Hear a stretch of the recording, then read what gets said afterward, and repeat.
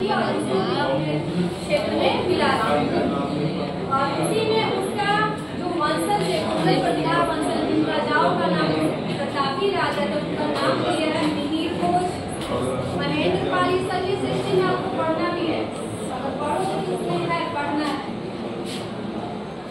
मिहिर भोज महेंद्र पाल आदि प्रतिहार शासक को ये इन राजाओं का नाम बड़ी प्रमुखता से लिया जाता है। मिहिर भोज का शासनकाल है 840 से 881 ईस्वी तक, यानी 41 साल तक शासन किए। उसके बाद महेंद्र पाल की ग्वालियर प्रशस्ति नागरी लिपि जो कि संस्कृत भाषा में भी यहाँ से मिलता है कि वो भी अपना प्रचालन जो कोई कल की बात है 840 से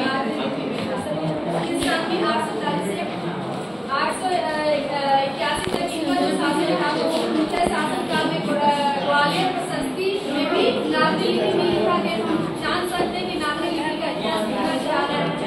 फिर आगे बढ़ते हैं। धारा नगरी का परमार शासक यहाँ भी आ रहा है, राजा को कहते पता है नहीं कि धारा नगरी का परमार शासक भोज अपने विदामुराद के लिए इतिहास में प्रसिद्ध है, यानी परंतु इस शासक के बहुत कम अभिलेख मिले, यानी कि इसके दौरान अभिलेख बहुत कम लिखवाया है, छपवाया है, या लेखों पे ये सब बहुत कम लिखवाया, अपने काम में ज्यादा व्यस्त था। इस राजा के बंसवाड़ा और बेतमा दान पर क्रमशः कोंकण विजय तथा कोंकण विजय पर्व के अवसरों पर दिए गए थे।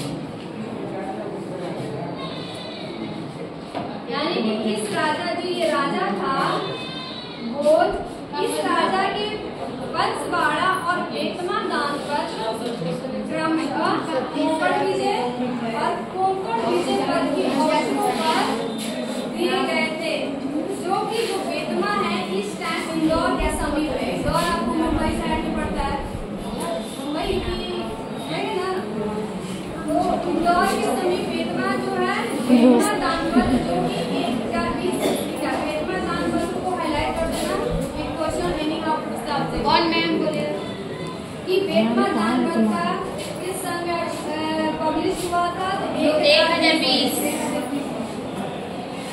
आप जाकर मुझे लास्ट पैरा में क्या बोलना चाहे, चलिए आगे बढ़ते हैं। हमने उन्हीं आरंभिक नागरिक लेखों की संक्षिप्त चर्चा की, यानी सभी जगह की एकदम संक्षिप्त छोटे छोटे से चर्चा की है।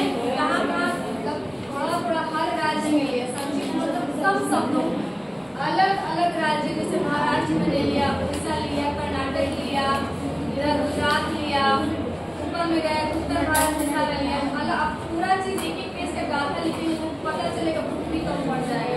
तो हाईलाइटेड चीज इन्होंने लिया ताकि नागरी लिपि को हम सिद्ध कर सकें कि इसका इतिहास कितना पुराना है। तो हमने उन्हीं आरंभिक नागरी लेखों की संक्षिप्त चर्चा की है जो देश के विभिन्न भागों से मिले हैं, यानी भारत के विभिन्न भागों से मिले हैं। 12वीं सदी के बाद हम उत्तर भारत के सभी हिंदू शासकों को देवनागरी लिपि का इस्तेमाल करते हुए देखते हैं। हमने यह भी देखा है कि कुछ इस्लामी शासकों ने भी अपने सिक्कों पर